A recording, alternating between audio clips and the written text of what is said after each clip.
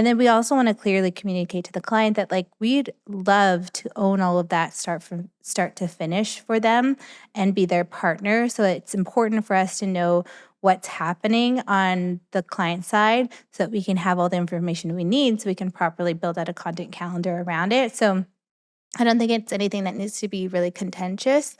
It's just an opportunity to have a conversation, ask more questions so you can better serve them and learn for next time. Is there anything that you would add to that?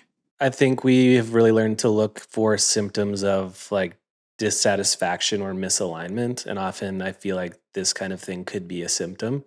And that's not to say that, it's like really critical or you're on the brink of like losing that client or anything like that, but it's good to get in front of it like you've suggested.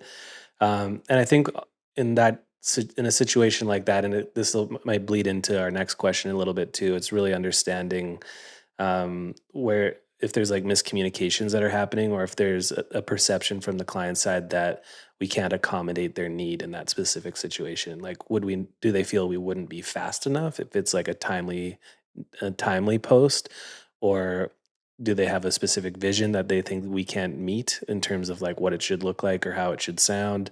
Or is it more almost like a act of rebellion, like they feel like ever since they started working with an agency they don't own their social accounts anymore and they want to just kind of assert their like the fact that they do, that this is their brand and their company and they want to be able to just kind of show that they can do what they want with it? Any of those things are things that we can address, but it's always good to get to the root cause and be able to clarify like, hey, we have the same objective here.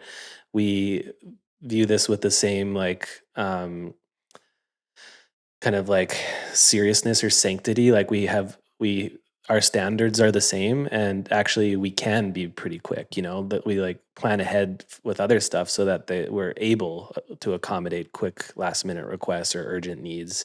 And this is how we would do it in the future.